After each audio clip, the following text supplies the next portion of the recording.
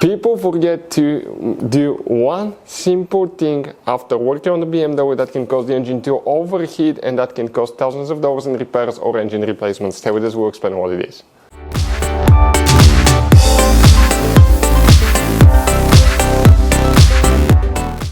Hey guys, welcome back to Auto Repair guys. Super helpful quick video guys to any of you that have a BMW X3 X4. It could be almost any generation X3 X4. If you have a problem after replacing thermostat, water pump, radiator, anything that involved draining the coolant, and now guys, your BMW overheats, you wonder what causes that. If you don't fix it on time, if you overheat your engine, you may destroy it, you may need to buy a new engine. Stay with us, we'll explain what you guys need to do every time you drain the coolant, every time you replace thermostat, hose, radiator, anything like that, water pump.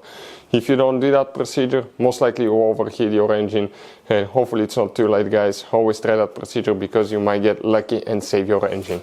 So before we start, let us guys tell a little bit about us. Every single car we get here at the garage, we try to make at least 200 to 300 free repair videos. We show you guys how to fix multiple things. We fix engines, we fix guys transmissions, we fix bodywork. We show you how to fix engine codes, fuses, relays. We take them completely apart. We make at least 200 videos on every car. Why we do that? Because our mission here at the garage is to save you guys as much money as we can by providing that information. All we need in return, please subscribe to the channel, like the video, that way we can keep making these free videos.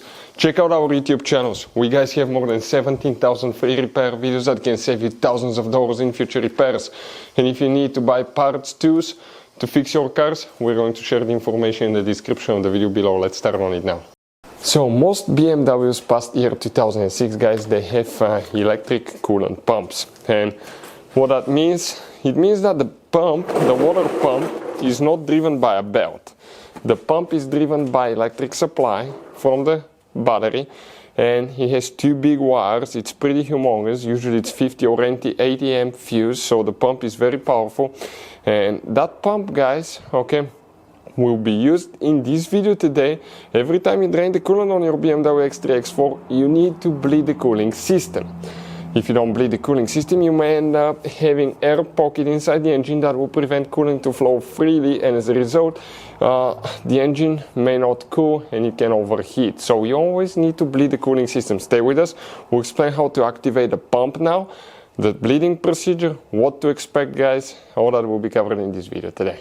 So guys, what we're going to do, the first thing, you're gonna do that only when the car is extremely cold. Let it sit overnight, make sure the coolant is cold, because if you open the coolant reservoir you can severely burn yourself. So you're going to go ahead and unscrew the coolant cap.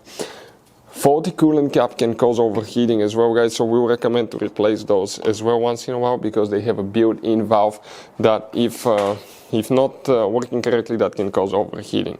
And we'll start filling it up until we reach the maximum point inside. So that's what we're working on now, okay?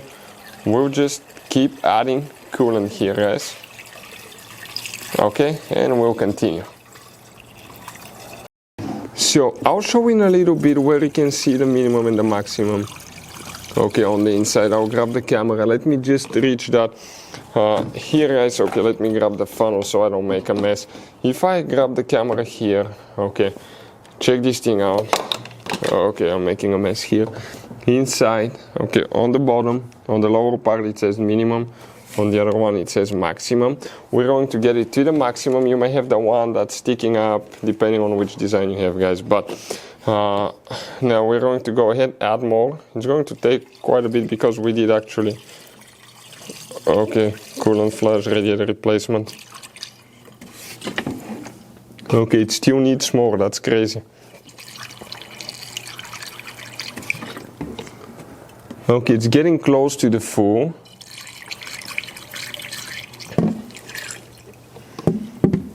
Okay, perfect, right above the full. That radiator, okay, overflow tank is full now. Okay, check it out. We're going to go ahead guys, okay, and it's still taking a little bit. So I'm going to get the other watch, it's still getting in the engine. So I'll get one more gallon, okay. We'll get the other gallon now, and we're going to add more because it needs to be, okay, a little bit more on top. Okay, so let's go ahead, do that, because more went in the engine now. Now if you have a BMW that's overheating and you're doing that bleeding procedure, you may not need to add so much coolant. Okay, it's still taking, guys, quite a bit. This one had a leaking radiator. Okay, so far, okay, I can hear the coolant going through the radiator. It's still taking some here. Make sure we're not leaking anywhere because I can hear the bubbles. So always make sure if you worked on it, you don't have a loose hose or something too. From what I see, we don't. Okay, it's still taking more and more and more.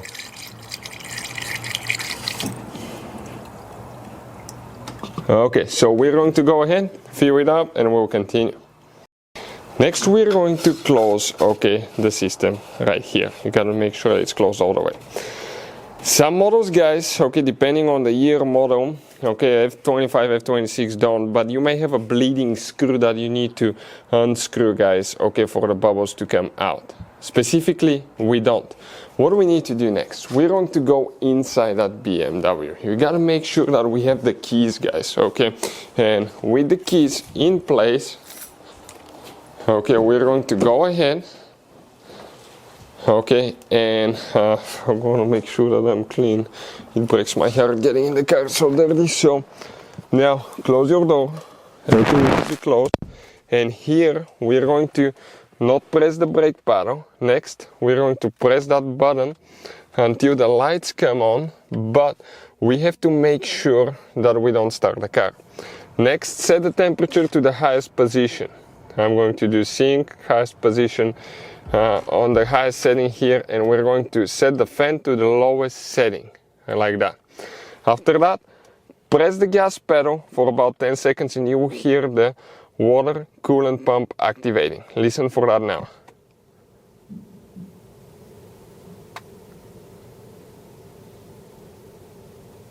Still waiting? Okay, I just heard it. Now, the pump is running, guys. I'm gonna get the window down. And it will stop. It will run, it will stop, it will go on low, on high speed. It's right here underneath, so listen now. It stopped right now when I got out, but it's going to restart again. That's what's happening now. Listen. It should be any minute. Okay. That's what we're working on now. And what it does, it's going to stop and go, change the speed so it can self-bleed itself and get, okay, all the bubbles out of the system. Now, if you turn the ignition switch off, okay, that will stop the pump too. So you gotta make sure that your ignition switch is still on. Let me make sure that I didn't accidentally turn it off because, okay, by now I think it should have stayed on. Okay, and looks like, okay, the ignition switch is still on, so we're waiting for the pump, okay, and see if we will need to actually go ahead, okay, and restart the procedure. So let's listen now, because sometimes it will start, it will stop for about a minute, then it will go again. The whole procedure takes about 10 to 12 minutes, guys. So I'll just give it a little bit of time and we'll see, okay, what happens. So you gotta make sure, guys, you have the ignition switch on, okay? Ignition switch should stay on, ours turned off. So now, temperature on high, fan on low, we're pressing the gas pedal and it should activate again. Listen now, it should be any minute. We need to make sure. Okay, so I did it with an open door. Sometimes that will affect it too. Listen about the pump. Pump's going, it will slow down. You can hear the air bubbles coming here through the hose. Okay, it's going to circulate now, on and off, multiple times at different speeds. Okay, listen now. It's activating on higher speed now. I hope you can hear that on the camera.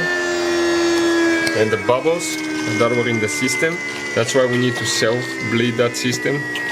are going through here. If you have a bleeding screw, you need to follow the procedure about a bleeding screw. We have a video about that, demonstrating how to do it on BMW E90. E90 has the bleeding screw, and E83 X3, we have a video how to do it as well.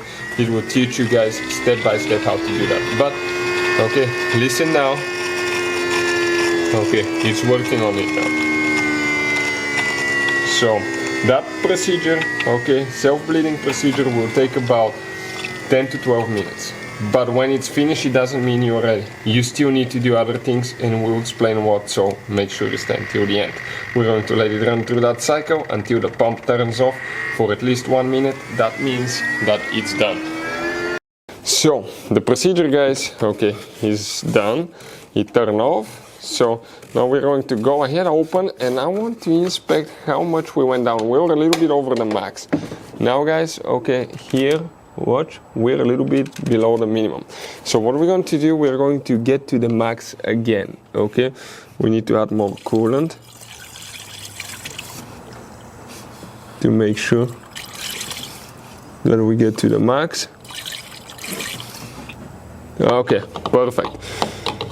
Now, we'll recommend, guys, to run that procedure 2 times at least, until you don't hear any bubbles coming from that hose, because it could be bad. We'll recommend to run that procedure 2 times, just for peace of mind. Sometimes I've done it even 3, if the engine was giving me a lot of troubles, just to make sure that this is covered and I don't have to do that anymore. But always, guys, okay, do that, and make sure between the first and the second round you check the coolant level, you add more, because if you end up having empty tank, it can suck air back in the system. So, guys, if you have a BMW X3 X4 that overheats after thermostat or water pump replacement, always apply that procedure. That may fix your problem, guys. Hopefully you didn't overheat your engine to the point that you need the engine rebuilt or replaced. But, guys, always do the self-bleeding procedure. Hopefully the video will be helpful. Thank you for watching. See you guys next time.